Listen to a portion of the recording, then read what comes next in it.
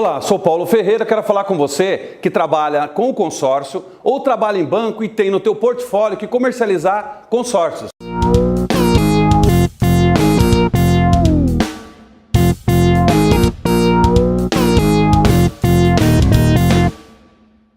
O ponto principal que a gente tem visto, e principalmente eu vi recentemente, uma argumentação com relação a uma pessoa que queria vender um consórcio. Naquele momento, me deu a vontade de ajudar aquela pessoa em função de que a argumentação que ela estava utilizando, e como se você trabalha em consórcio há muitos anos, você deve saber disso. Pessoal, falar de consórcio, simplesmente se a pessoa quer fazer ou não, é como se você quisesse que ela não fizesse o consórcio. Não é uma abordagem inteligente simplesmente achar que a pessoa conhece o consórcio tanto quanto você que fez o curso sobre o produto. O ponto que a gente vê que é o diferencial das pessoas que trabalham com a venda de consórcio, é a argumentação, é a educação do cliente para um produto que há muitos anos já temos no Brasil e ele até hoje persiste, ou seja, sendo um dos melhores. Posso falar isso para você com conhecimento de causa, até porque a gente faz treinamentos voltados para essa área e eu também sou um possuidor de consórcio, ou seja, gosto muito desse produto e quero mostrar o que é que faz uma pessoa decidir racionalmente ou emocionalmente pela compra de um consórcio, em função das vantagens que ele tem em relação a algumas outras formas de aquisição de bens. A primeira coisa que nós temos que ver aqui é o seguinte: todos nós sabemos que o consórcio é um meio que a pessoa utiliza para adquirir um bem, ou seja, pode ser imóvel, pode ser automóvel, moto, caminhão ou equipamentos agrícolas. Nesse momento eu quero te dar o exemplo aqui relacionado ao quê? A automóvel, a moto, caminhão agrícola. Nesse caso específico que eu vou te dar o exemplo, ele está relacionado à aquisição de um automóvel. Como que você pode construir a sua linha com as pessoas ou com o cliente, o futuro cliente, para mostrar para ele por que consórcio é um produto que muita gente gosta e compra. E você vai entender por que algumas pessoas também não gostam de consórcio. Então vejam só, de 0 a 60 meses, ou seja, normalmente um consórcio, ele é utilizado e é feito nesse plano de 60 meses. Vamos imaginar uma seguinte situação.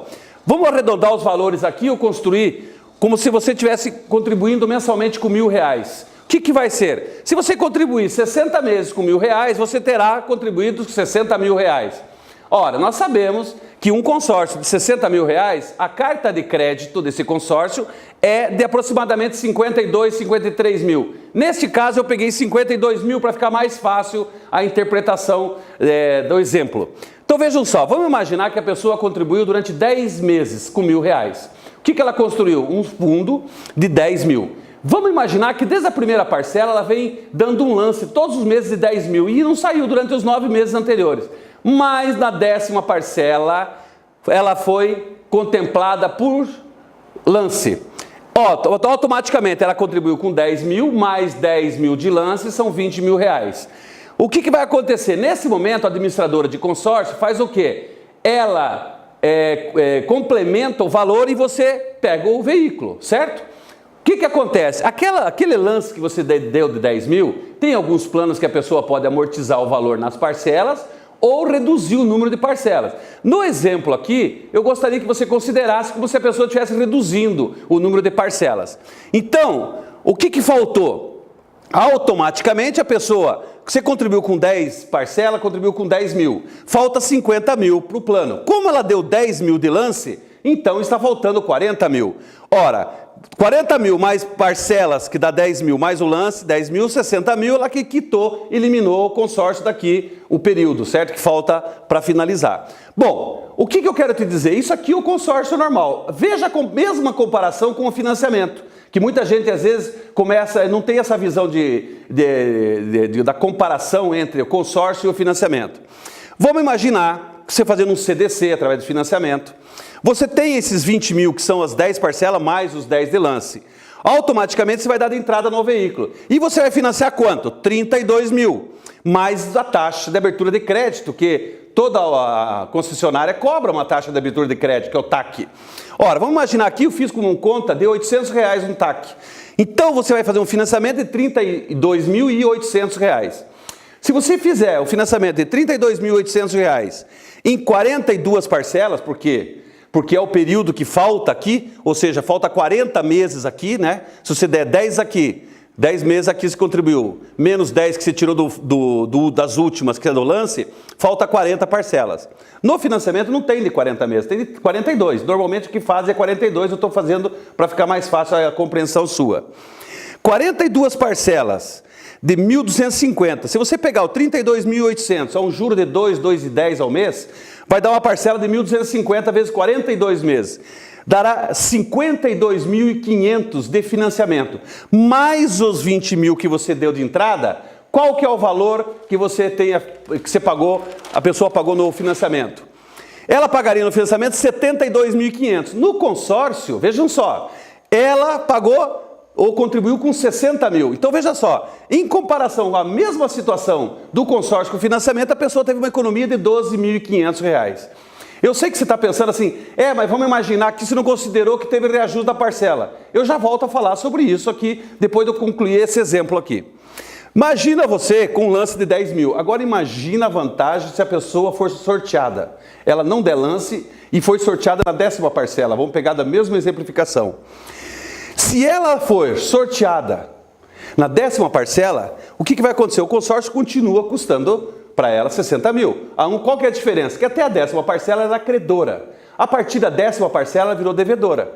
Então o que significa? Se você pegar 10 mil de entrada num carro de 52 e você financiar os 42 mil no prazo que falta ali, que falta 50 meses, você vai ter um custo de financiamento de 93.200. Vejam só, um veículo de 52 mil, se você der 10 mil de entrada, vai ficar 42 mil mais a TAC de R$800, 42.800. Se você financiar 42.800 mais os 10 mil que você deu, automaticamente você vai custar 93.200. No consórcio é 60. Neste caso do sorteio, a pessoa tem uma economia de R$33.200. Veja só, R$33.200. Praticamente 50% do valor, mais de 50%. Tá? Então vocês vejam a grande vantagem. Agora você fala assim, Paulo, mas e se tiver a correção da parcela? Se o veículo aumentou 10%, aí já não dá para fazer essa conta. Deixa eu te mostrar, aí eu quero fazer um comparativo para você ver com relação à poupança. Vamos comparar de coisas com coisas, tá ok? Vamos imaginar com relação à poupança. Vejam só, o que acontece? Quando que a poupança se torna vantagem em relação ao consórcio?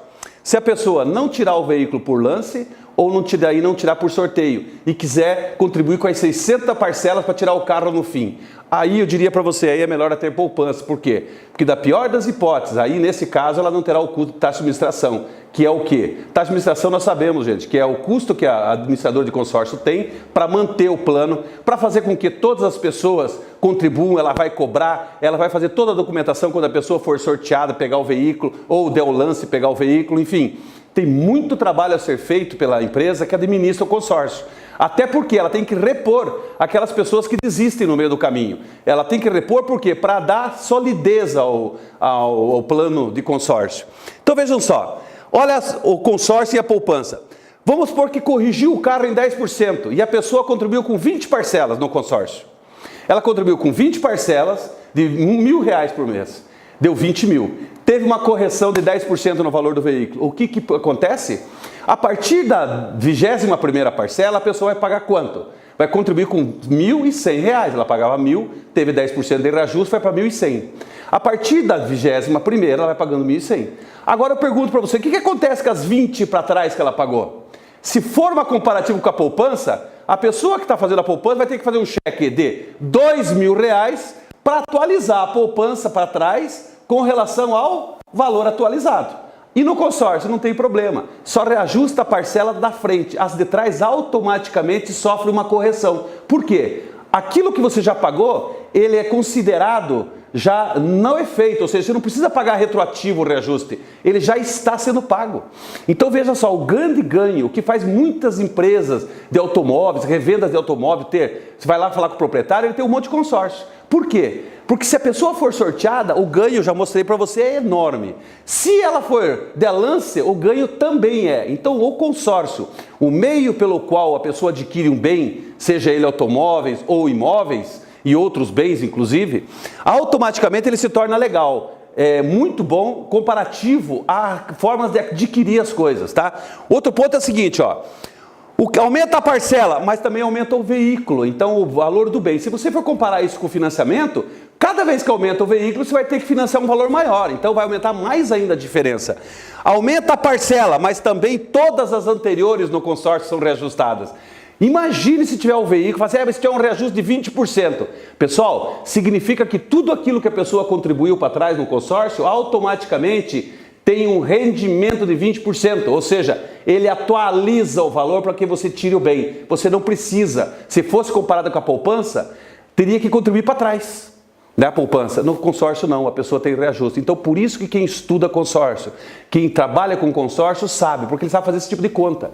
Esse tipo de situação você deve mostrar para os seus clientes. Por quê? Esse próprio vídeo, se você achar que ele é adequado, pode mostrar para o seu cliente. Esse raciocínio é um raciocínio que todas as pessoas que trabalham e querem trocar o seu carro fazem. Além do que, quem nunca comprou um carro zero, só vai ter condições no Brasil de comprar através de consórcio. Outra, por quê? Porque a pessoa precisa escolher. Você quer uma abordagem legal para você fazer? A hora que você abordar uma pessoa, alguém na rua, uma empresa, pergunta para a pessoa. Me diga uma coisa, se você pudesse optar na compra do seu próprio veículo ou do seu próximo imóvel, você gostaria de ser devedora ou credora? Automaticamente, se a pessoa tem um pensamento de econômico, de guardar dinheiro, ela vai dizer para você que ela quer ser credora, ela quer ter para receber. Quem é credor tem para receber, do que devedor é aquilo que tem para pagar. Se pergunta para a pessoa, você quer ser devedora ou preferiria ser credora? Se ela falar para você que ser credora, você vai dizer assim, olha, é exatamente isso que faz com que as pessoas optem pelo consórcio. Ok? Um grande abraço para você, espero que tenha sido produtivo e tenha te ajudado a esse esclarecimento. Até a próxima!